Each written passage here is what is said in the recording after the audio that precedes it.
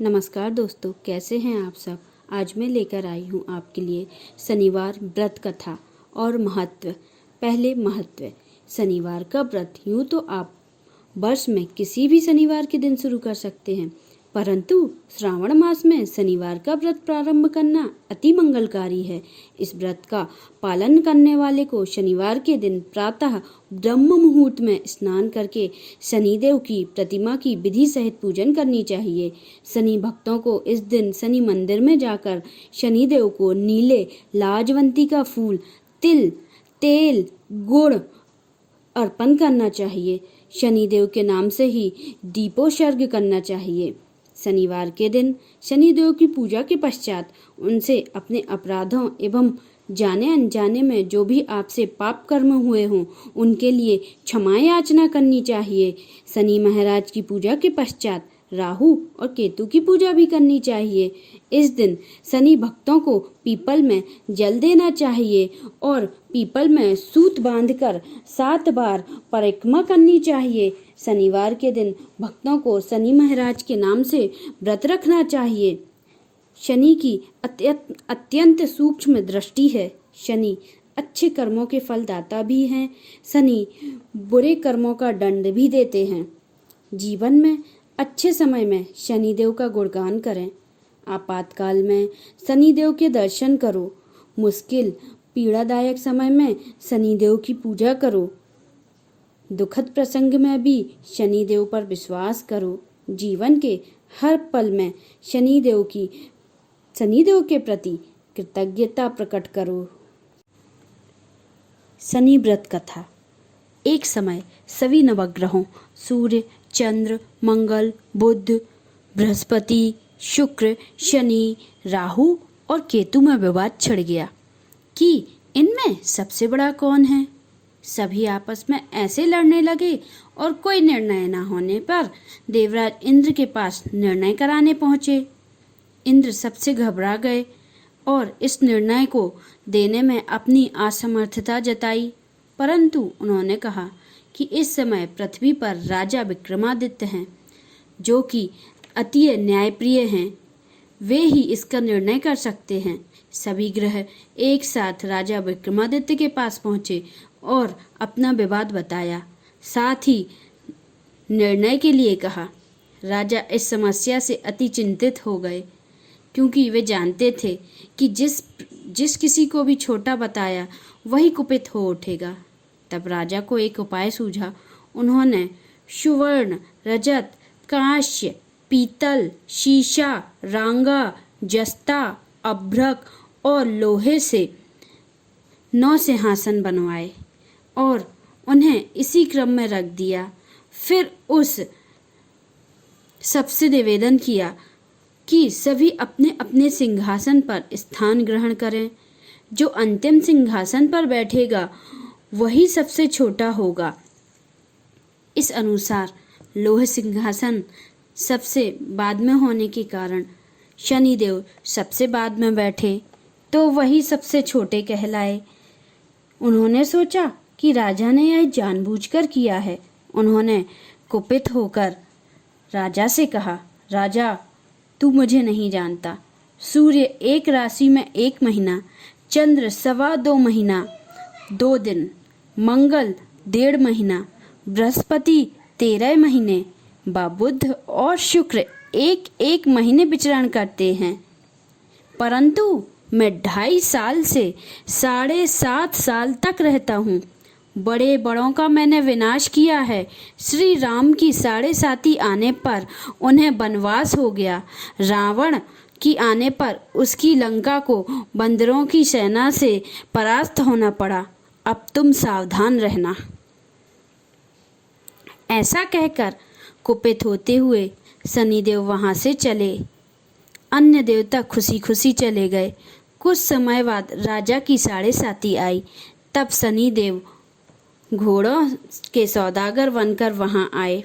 उन्होंने एक साथ कई बढ़िया घोड़े बताए। राजा ने यह समाचार सुन अपने अश्वपाल को अच्छे घोड़े खरीदने की आज्ञा दी। उनसे कई अच्छे घोड़े खरीदे व एक सर्वोत्तम घोड़े की राजा को सवारी हेतु दिया। राजा ज्यों ही उस पर बैठा, वह घोड़ा सरपट वन की ओर भागा। भक्षण वन में पहुंच गए, वह अंतर्ध्यान हो गया और राजा भूखा प्यासा भटकता रहा।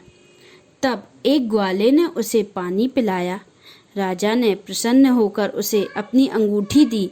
वह अंगूठी देकर राजा नगर को चल दिया और वहां अपना नाम उज्जैन निवासी बीका बताया। वहां एक सेठ की दुकान, उसने जल इत्यादि पिया और कुछ विश्राम भी किया। भाग्यवश उस दिन सेठ की बड़ी बिक्री हुई।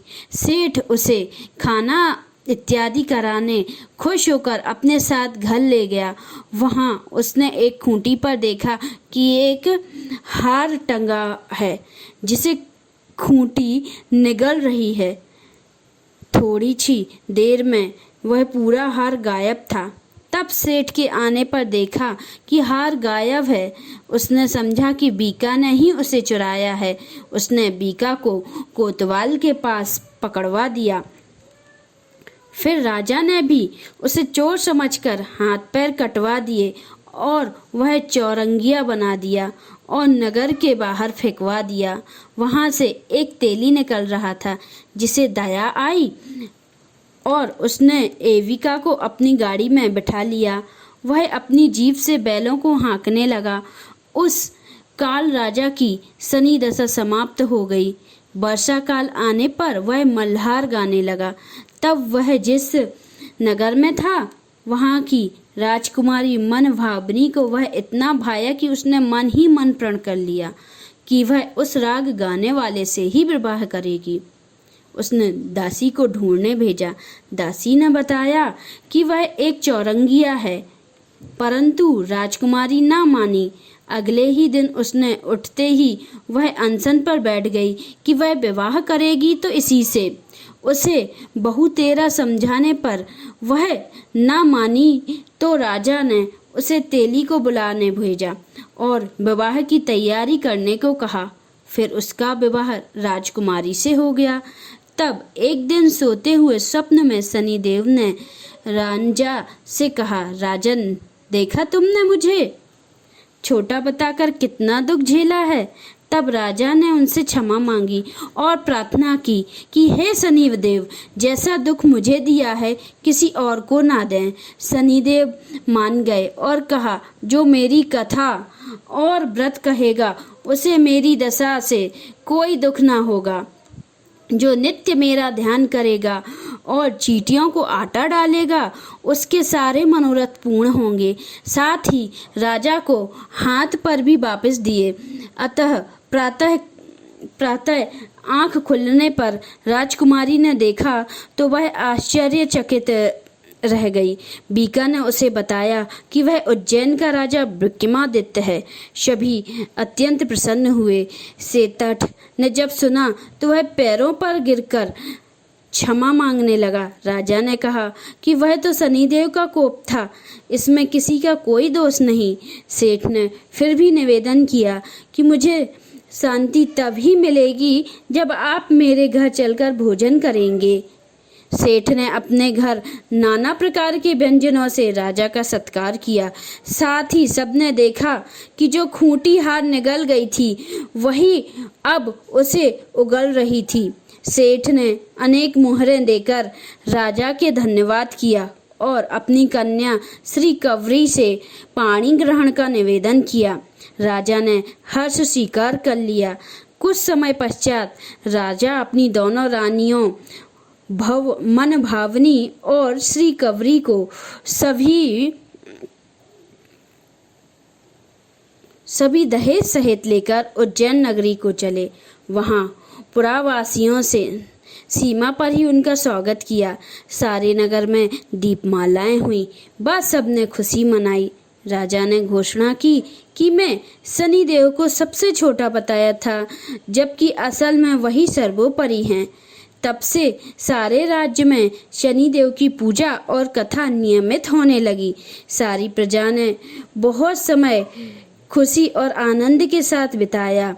जो कोई शनिदेव की इस कथा को सुनता या पढ़ता है उसके सारे दुख दूर हो जाते हैं। व्रत के दिन इस कथा को अवश्य पढ़ना चाहिए। बोलो शनिदेव महाराज की जय।